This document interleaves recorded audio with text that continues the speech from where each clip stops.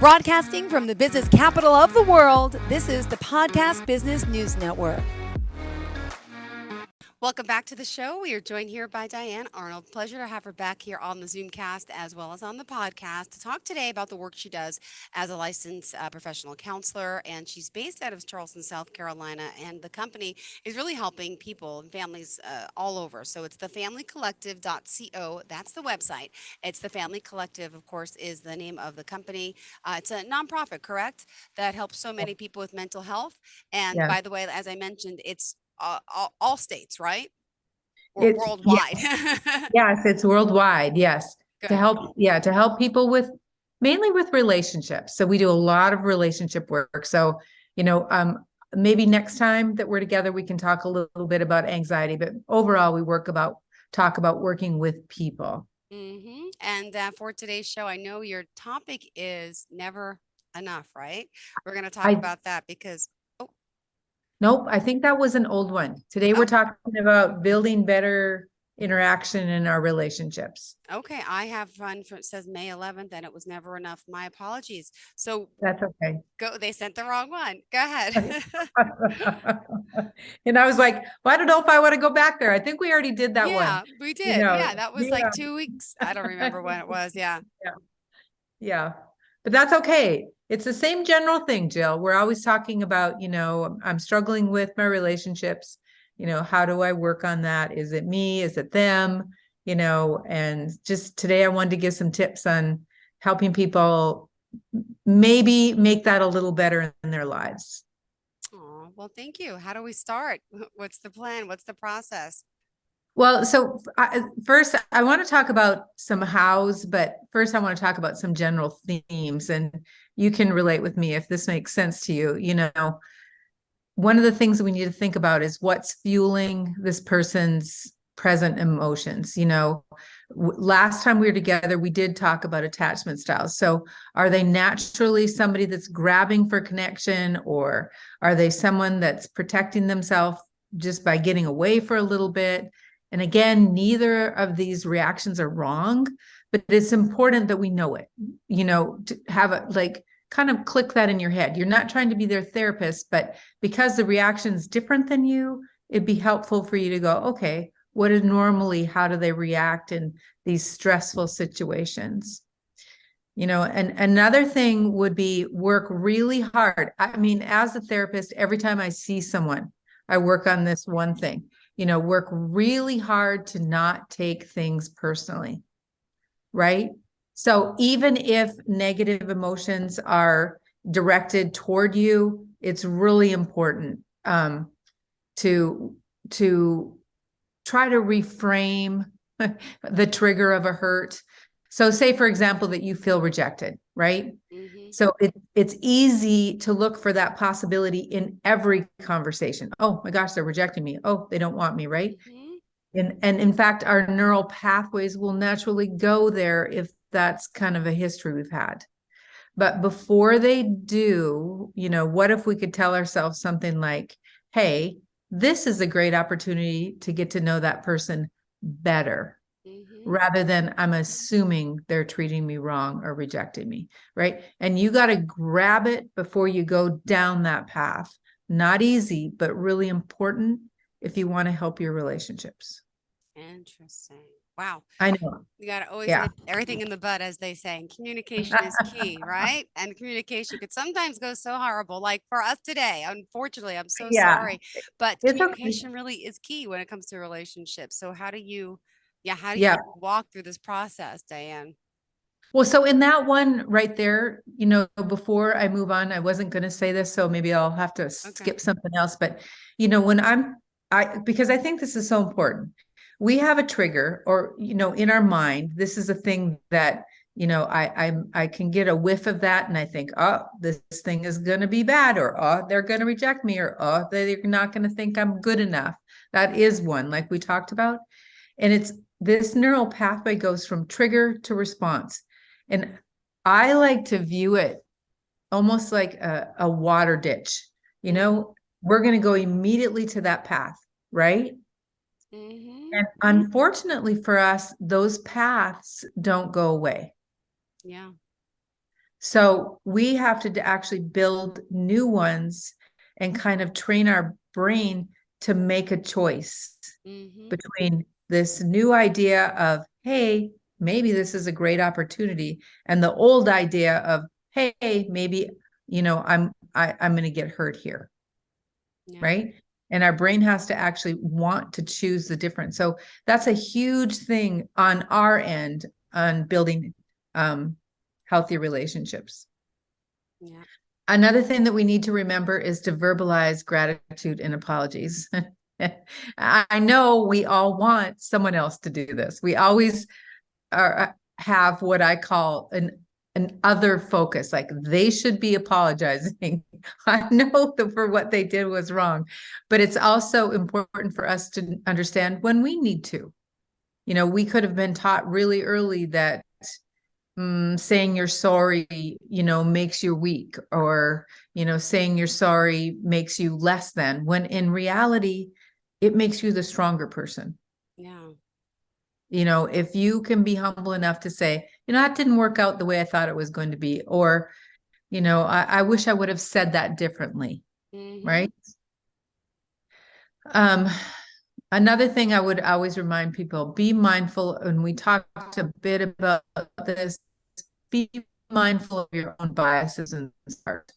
We have all been hurt. Yeah. But this person that's in front of you, hopefully this person in front of you, is not the one that cheated on you. It's Mm-hmm. not the one that walked out on you. Yeah. And so we want to try to treat them with a blank slate, right? And try to be aware enough of ourselves to let them know when we do get triggered. Yeah. Another thing I would add is ask open-ended questions.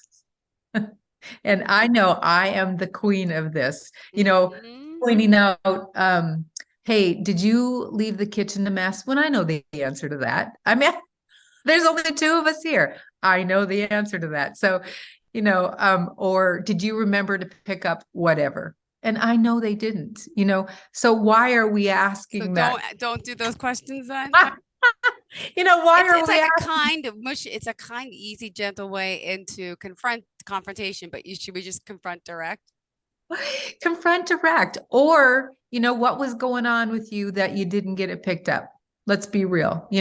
What was happening that it clearly you forgot what was happening. I'm asking an open-ended question where I'm trying to understand why this didn't go the way I wanted it to. When I ask more pointed questions, like I was just explaining, i'm I'm literally trying to make a point. You didn't get it done and you're caught, right? And Mm-hmm. that's going to start out, that's going to go completely south on us. Always does. Yeah. Always does, right? Mm-hmm. So, it's like go in trying to understand, right? And the other thing that I think, and I'll just keep throwing myself under the bus. I don't do great at this because I know my love languages. And do you know We've what love talked language? about, yeah. Remember we talked Yeah, about this? yeah, Oh yeah. yeah, Yeah. yeah. There's five of them, right? I think. Right. Yep. Gifts, Love. words of affirmation, physical touch, acts of service, and quality time, right? And so if you know yours and you potentially will also give in yours, and it may not connect. Mm-hmm. It may not be what they want. Here we've got Mother's Day coming up, and everybody's, potentially going to get a gift. Great if you love gifts. But if you wanted quality time, that's going to feel like it didn't hit the mark, right? Yeah. So it's important that you understand yours and you communicate yours. I can't guarantee that someone else is going to get it right all the time, You're so right? funny. Like, one thing in particular is reminding me of, because Mother's Day does, a lot of people send flowers or give flowers. I Right. hate flowers. I I feel so know. bad. My kids just brought them home from like the school for 2 days ago. They're on the porch. They're hiding them from me. But they're gonna die. I used to have a cat that would eat everything. So when my Oh, birthday came or a holiday, I'm like, I don't want flowers. And then that person would always get me flowers. And I said, you just wasted $100. That's going in the garbage in a few minutes. I can't stand the smell. I can't stand, can't the upkeep. So like my kids is different. I feel bad. But when you tell someone after you let them know, you're like, don't waste money on that. I'd rather do something for that money. Like right, why waste the money on something that I'm not going to enjoy? But right. perfect example. Here's, It's, I make it clear I don't want flowers, and then I'll still get flowers. And then you gotta how much can you pretend and smile? Act like, well, I told you I didn't like yeah. strawberry shortcake, or I didn't like it. That was another thing for my birthday too. I'm like, why did you get me strawberry shortcake? I'm like, I don't eat strawberry shortcake. Oh, it was just nice cake. And I'm like, but I don't like it. So you try to be nice, but then it's like, okay. And then you come across the bad guy because you're not being grateful that they did something. But I'm like, I'm not grateful because you know that I don't like this. So why keep doing it wrong? And then I Right, sound demanding and crazy, but right, that's how I've gotten it. right. So it's beautiful, Jill. That's a beautiful example, and I know I have the same problem. So then, in that, I'm going to because this relationship matters. It's your kids, or it's somebody that you're dating, or somebody that you put some time into. You're going to make the point. I'm going to be grateful. I'm thankful that you remembered and brought me a gift. But in the future, just an FYI, that's your love language. What I would love to do is go have dinner with you, Yeah. or I'd love for you I'd to love to get come. my nails done. Oh yeah, Don't waste $100 on exactly, flowers. I can get my nails done. exactly. Or something that would really touch my heart is, and sometimes it seems like they're not paying attention, but more often than not, people are responding in what they love. Yeah, exactly. And so it's kind of like backing up, looking at it and going, okay, if my goal is to build that better relationship, then I'm going to go back rather than get mad. I'm going to go back and go, all right, one more time, love them, and someone else, I actually have a daughter-in-law who brings them home every week and puts them on, her counter. And I think the same as you. I'm like, well, those are just going to die. I know. I know. you But know, some people love them. And I'm like, I don't but some people love them. And so it's important, when she gives them to me, I know that know. means that's really her love language, right? Yeah. Okay. So let's keep going down the list. Tell me how much time we have to keep going down. Just a We got couple. 10 minutes. Okay. So everyone has their do not push button in an argument. And I think it's important to know that when that thing gets triggered, we're in the stratosphere in a matter of seconds, and anyone listening in the audience, I know you have one, and it's important and risky to let somebody know what that is, Hmm. right? So if you grew up and this is a real example that I can think of, you grew up with an alcoholic parent, right? Hmm. And then you start to see you're out with a friend, or you're out with your partner, and you start to see them getting a little loopy. What's going to happen inside of you? Right? It's going to be that look in the eyes is going to go whoop, right? And all of a sudden you're triggered by stuff that doesn't even make sense, Yeah. you know? And so it's important to just self-reflect and go, okay, once I come across one of those, to someone else, that may mean nothing. It may mean we're having a good time. But to me, it's bringing up some bad stuff, Yeah. right? So if this person matters, I'm going to, at a better time than, in the middle of the party, I'm going to sit down with them and I'm going to say, here's some history that maybe I'm trying to heal from, maybe I'm not, but here's some history. And when I see this, it sends me. I see red. Yeah. I see red. And keep the the conversation open. Do you have something like that? Right? And it's where, again, these opportunities where I'm going to go a little bit deeper with someone, but it's going to build relationships, rather than assume that they know what those, like I said, those hot buttons are. Hmm. Um, I would, there's an old country song that I can, and you're probably going to know it. It says, know when to hold them and know when to fold Oh them, yeah. because Kenny. Is that Kenny? Hard to know when to hold them. Is that Kenny Yeah, Rogers or yeah, I was gonna say Kenny Kenny Rogers, Loggins? Yeah. maybe, Yeah. right? No one to. And what's yeah, I love that. I love that song. And I think the next one is like on that, the key is to understand yourself, know when to yield.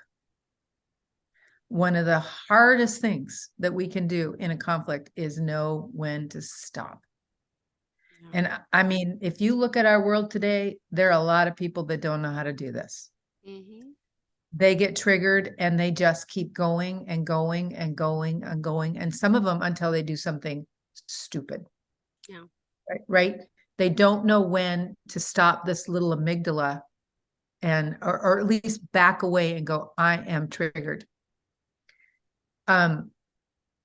I will often tell clients to think of it like a thermometer. If you could get a little kid's like a thermometer on a piece of paper and you've got 0 to 10, Mm-hmm. I need to know what I'm like at a 5 because 6 is too far. Mm-hmm. So what's happening in my brain, what's happening in my thoughts, what's happening in my body at a 5, that's when I have to say, I got to back away and refocus right now. Yeah. Right? It's know when to yield. I mean, have you ever drafted one of those emails that you didn't send? So many times. And then the next day I So, go back and I tweak it a little usually, but I usually still send it, but do I you? change it a lot. Yeah. Yeah. Sometimes I'm like, you know what? That's not going to get me anywhere. It's not going to change anything. It's not going to push me forward to the goal Mm-hmm. that I want, especially if I want this relationship, right? There's a difference between somebody I'm running into in the grocery store, and these are the relationships that I'm trying to, you know, continue and work out. I strongly suggest adult timeouts. We know how to put our kids in them, but we have to Yeah. learn to possibly take one myself. If it's go to the next room, if it's, go to the grocery store, if it's go get your nails done, whatever it is, but I'm taking a timeout. Mm-hmm. And then, like you said, I'm going to come back and reword the email or reword the conversation, but I want to be heard. And rather than hit send with my words, I'm going to, like I said, know when to hold them and know when to fold them. I'm going to know when it's a good time for me to not walk toward that. Right? Yeah. Um, I think the probably the last thing I want to say is if we have a relationship that we know really well, it would behoove us to actually and try to anticipate their needs. I mean, that's going beyond the point of I'm going to have empathy and understand, what are their expectations? What are their unmet needs, right?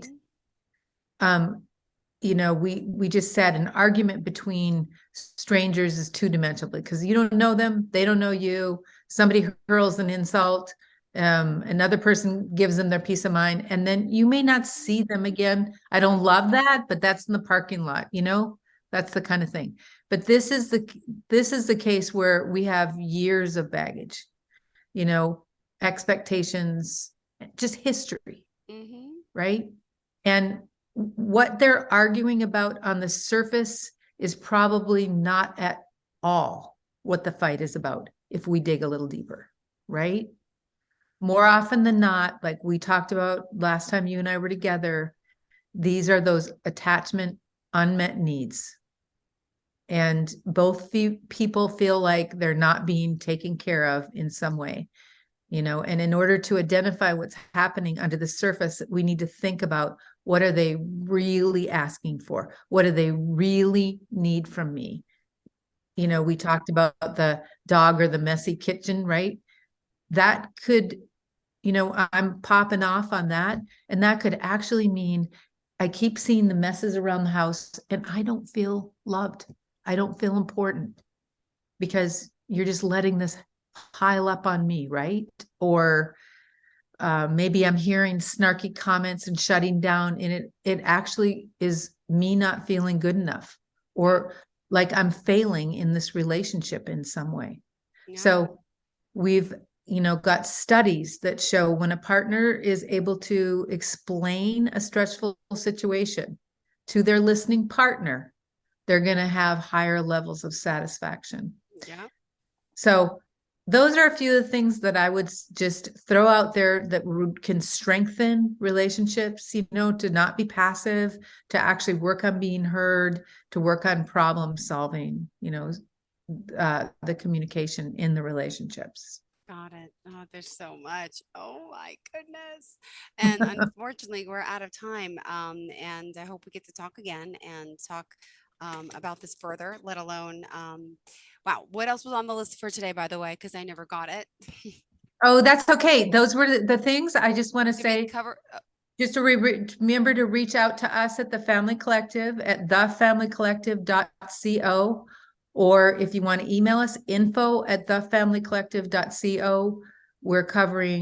We have information and workbooks and online courses on premarital, marriage, relationships, your identity, and just there's a plethora of resources on there. So please, connect with us and check it out. Thank you so much. A lot of us could use your help. And yeah, thank you. You made me think about a lot today. And as Okay, always, okay, I got to stop good. short my tracks. I had something the other day where I started an email too, and I never went back to it. But I think that's a good thing. That's a good thing. Sometimes you don't need to. But thank you again, Okay, Diane, Arnold. Pleasure having you here. And hopefully we'll get you on the right pace next time. Again, my apologies. Okay. no worries. No, thank you. Blessings. Are you looking for even more of the podcasts and hosts that you love? The Podcast Business News Network is proud to announce that you now have even more ways to listen live. Check out the MyTuner Radio, online radio box, and Simple Radio apps on iOS and Android, or find us online. Search for Business News Network on mytuner-radio.com, or search Podcast Business News Network on streama.com and onlineradiobox.com/US. Take your podcast on the go and don't miss a minute of the action.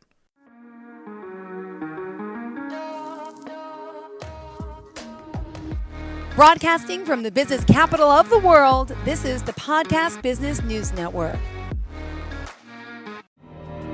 For nearly 2,000 severely injured veterans, everyday life has become filled with barriers. Day-to-day simple tasks can become pretty daunting. I have to carry my chair up 2 flights of steps or have somebody do it for me. What scares me the most is just the falling. When I'm struggling with my house, I think, to have that one great barrier just knocked down, it's crucial. Home for Our Troops is a wonderful nonprofit that builds a mortgage-free, fully adaptive, handicap-accessible house. And there's no catch. It'll be our very first home that we've ever owned. This is a game changer. This is where your life begins again. We need you to join us in completing this important mission. Please visit hfotusa.org and help build homes and rebuild lives. Because of you, everything's going to be okay.